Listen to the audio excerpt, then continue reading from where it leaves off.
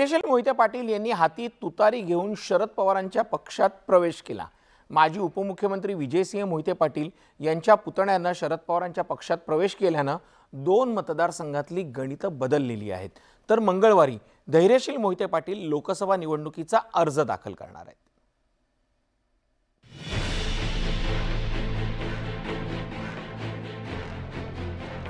धैर्यशील मोहिते पाटलांनी शरद पवारांच्या पक्षात प्रवेश केल्यानं माढा आणि सोलापूर लोकसभा मतदारसंघातली गणितं बदलली आहेत। कारण मोहिते पाटलांच्या घराण्याचा या दोन मतदारसंघांवर अनेक वर्षांपासून राजकीय प्रभाव आहे। शक्ती प्रदर्शन करून धैर्यशील मोहिते पाटील शरद पवारांच्या पक्षात दाखल झाले। यामुळे उत्साहित झालेल्या शरद पवारांनी यावेळी राज्यात वेगळं चित्र दिसेल असा दावा केला।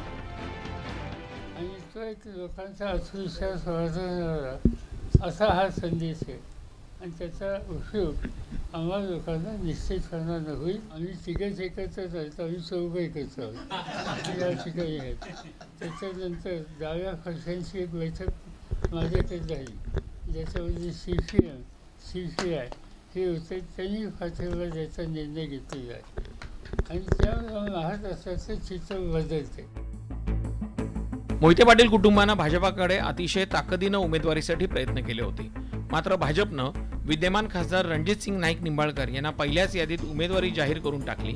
परिणामी मागणीकडे दुर्लक्ष झाल्यानं मोहिते पाटील कुटुंब आणि त्यांच्या समर्थकांमध्ये प्रचंड नाराजी निर्माण झाली। धैर्यशील मोहिते पाटील यांनी पुण्यात शरद पवारांची भेट घेतली। त्याच वेळी धैर्यशील मोहिते पाटील यांच्या पक्षांतरावरती शिक्कामोर्तब झालं होतं।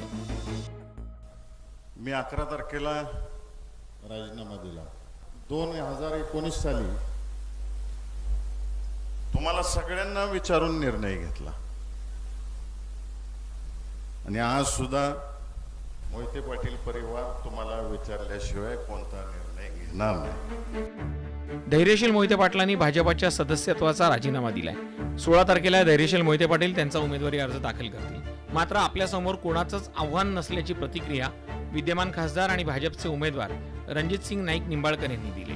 तर कोणी काय निर्णय घ्यावा हा ज्याचा त्याचा प्रश्न असल्याचं मत सोलापूरचे भाजपाचे उमेदवार राम सातपुते यांनी व्यक्त केले।